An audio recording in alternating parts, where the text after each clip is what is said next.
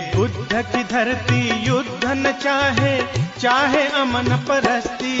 ये बुद्ध की धरती, ये बुद्ध की धरती युद्ध न चाहे।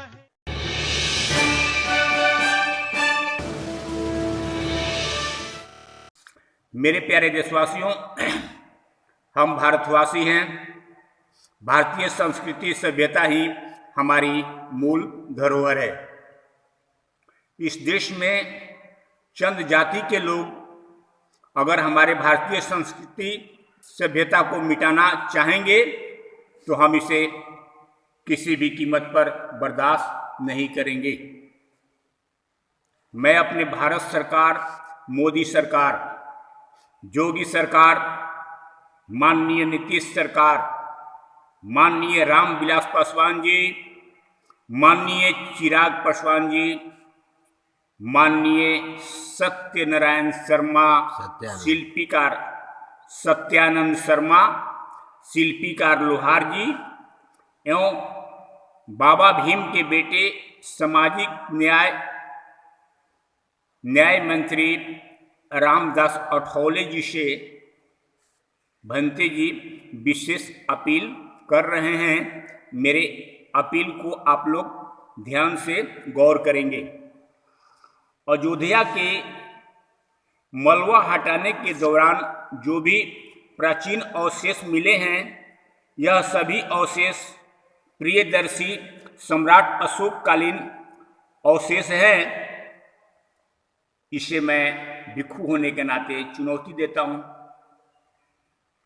यह बौद्धकालीन बौद्धिक कलाकृतियां हम नागवंशी शिल्पकारों की राष्ट्रीय धरोहर है। इसको आप लोग नोट करेंगे। इस धरोहर को भारतीय नागवंशी बौद्ध शिल्पीकारों ने लोहार के छेनी, राइट एंगल, प्रकाल, टोपना, गैता एवं हथौड़े के चोट से अपने खून पसीना को एक करके बनाया होगा। इस खून पसीना का कीमत एक लोहार पाषाण का शिल्पी का बेटा ही समझ सकता है। आप देश के मंत्रियों के बीच एक शिल्पीकार का बेटा माननीय सत्यानंद शर्मा लोहार जी भी है। आप लोग उनसे पूछ लीजिए कि लोहार और पाषाण शिल्पीकारों के हथौड़े की और छेनी की कीमत क्या हो सकती है।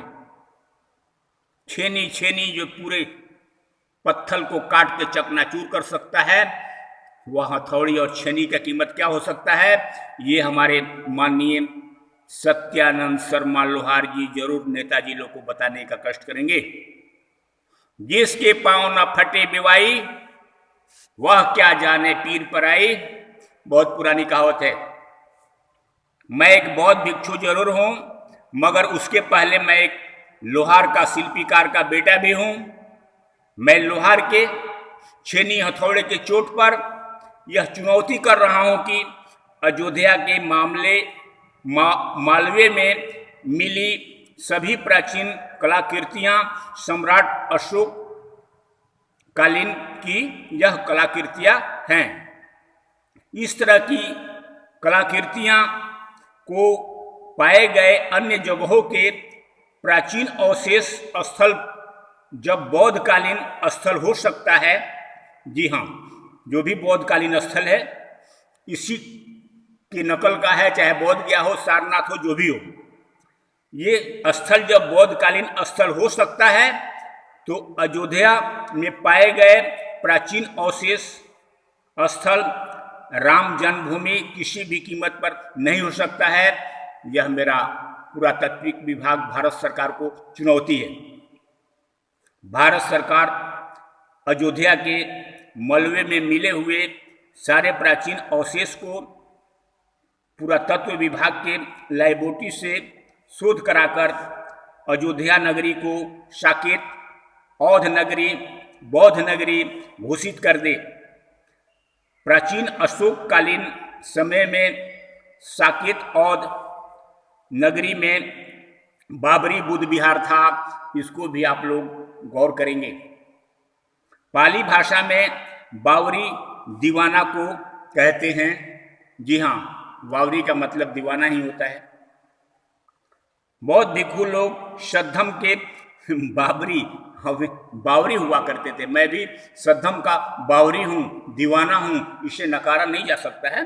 तो बौद्ध भिक्षु लोग सद्धम के बावरी यानी दीवाना हुआ करते थे, इसीलिए उस बुद्ध विहार को बावरी बुद्ध विहार के नाम से जाना गया था।